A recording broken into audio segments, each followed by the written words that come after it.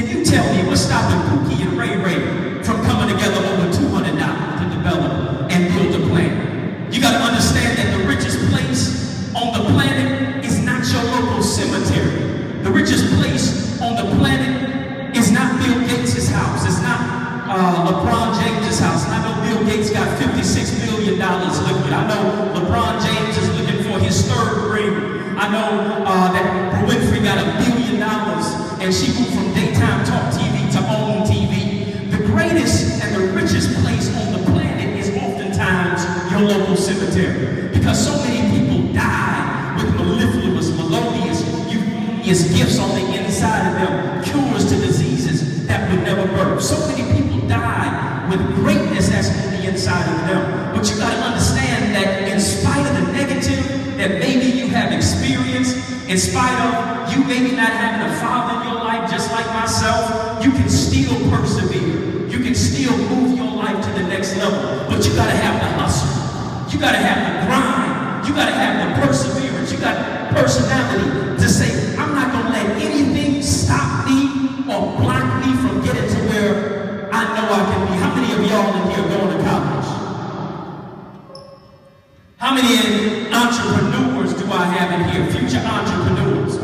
How many Fortune 500 CEOs do I have in here? How many brothers in here who will say, I do want to play in the NBA, but even if I don't play in the NBA, I can still get an MBA. I can still get a master's in business administration degree.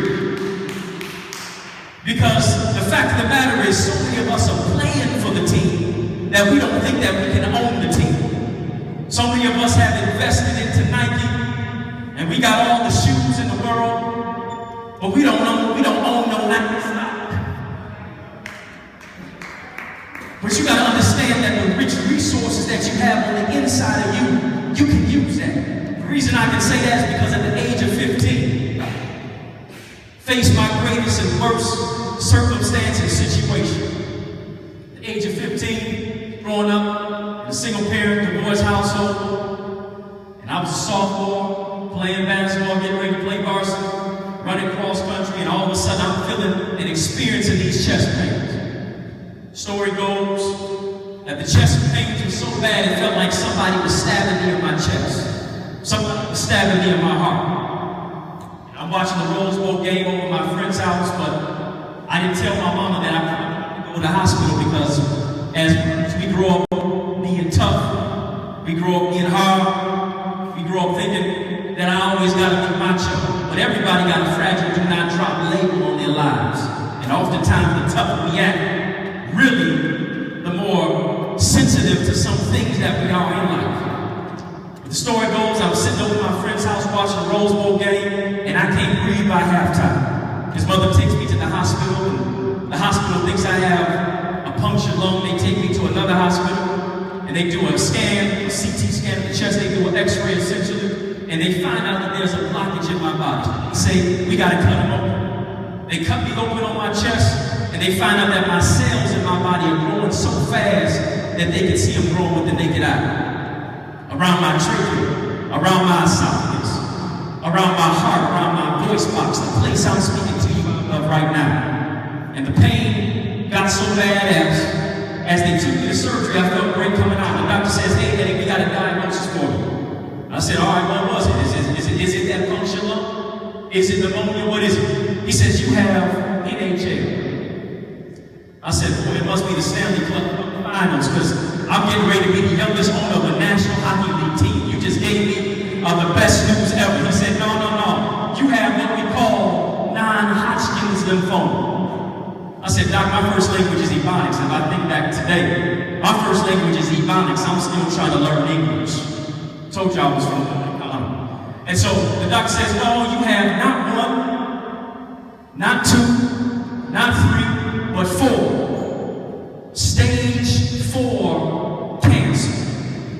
I said, how I got cancer, man? I'm young, I'm black, I'm male, I ain't 50, I ain't 60, 70 years old. Why me, why now? He doesn't even give me the opportunity to embrace the notes. He says, don't ask why. And for the next 18 months, close to 2 years, I asked why me, why now? My own biological father never visited me one day in the hospital. Do you know how much pain that was? For somebody who looks like you to not even show up in your life, to where before my parents divorced, when he was physically present, he was mentally, emotionally, and spiritually absent. But I had to grow through the negative. And I'm so grateful for a praying mama as to why I'm here today. If you got a mother in your life who's helped you to overcome some obstacles, celebrate it. She ain't got to be here to do it. But I celebrate every mother because a mother is what teaches you. Every mother who birth to a child will teach you one thing, and that in order to get through life, you got to push. Just like she pushed that baby out, just like she pushed you out of her womb, you got to push through some storm. You got to push through some rain. You got to push through some heartache, some hell, some anger, some negative things. But you can't go negative on the negative. You got to think positive in the negative situation. So I lost all my hair. Y'all see these waves today? At least I'm trying to get them back. I lost all my hair, chemotherapy, and radiation 5 out of 7 days of the week. I'm a living witness. People will be with you on the mountaintop, but they scatter when you're in your valley. But you got to say, I don't need in my life warriors. I need some warriors.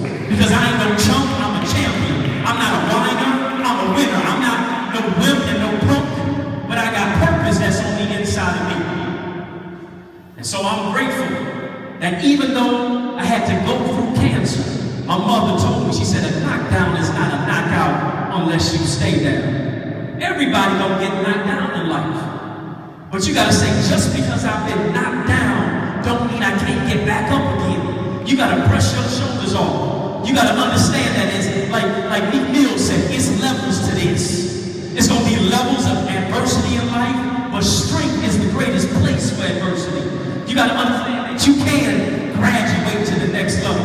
You can move your life beyond what you have gone through. And I had to look at cancer in the face and see the first 3 letters in cancer is what, y'all? Can. You can overcome. You can survive. You can think positive in the negative situation. And so as I get ready to close and go to my seat, just look at somebody and tell them there's a king inside of you. When you understand that there's a king inside of you, you'll know that there's a difference between a male and a man. Just because I'm a male don't make me a man. A male is someone who operates in their gender just irresponsibly, but a man is someone who operates in their God-given gift through responsibility. Because there will never be respect if there is not responsibility. And there'll never be somebody who sees the greatness in you until you see the greatness in yourself. At the end of the day, all of us want to be the man. We all want to be the man. But you can't be the man if you don't make demands. If you don't meet demands in life. If you don't attain and assume the power of responsibility that's on the inside of you. We got to rewrite our history today. And our history moves to a place to where we say, I ain't going to prison, I'm going to Princeton. I'm not going to do 4 years in jail, but I'm going to do 4 years at Cornell and Yale. I'm not going to do 4 years in a prison house, but I'm going to do 4 years at Morehouse when they're building prisons based on 2nd and 3rd grade reading scores, when they're building this new Jim Crow that seeks to wipe us out, that seeks to shoot us down, that seeks to knock us out. You got to say, I'm not going to do 4 years in a correctional facility, but I'm going to do 4 years at a college or a university. But who are you hanging with? Who's in your circle? Who do you call your friends? Because I'm a living witness that you can't get in the right places hanging with the wrong people. Who do you call your friend? Are those friends lifting you up? Are they picking you up? Are they motivating you? Or are they telling you, oh man, you selling out because you got A's on your report card. You selling out because now you enunciate and you pronounce your words. It ain't nothing white about it. It's everything that's right about it. Because there's kingship that's on the inside of you. Frederick Douglass put it this way. He said, if we build strong boys, we won't have to repair broken men. How many broken men do we see in our communities? How many broken people and broken communities do we see? But today I'm looking at modern day Malcolm X's. I'm looking at new school Malcolm X's. I'm looking at new school Martin Luther Kings to say that there's greatness that's on the inside of you. There's power that is on the inside of you. You got to understand that the real role models are not Jeezy, Weezy, Yeezy, and Jay-Z, but the real role models are you and me. And so as I get ready to head to my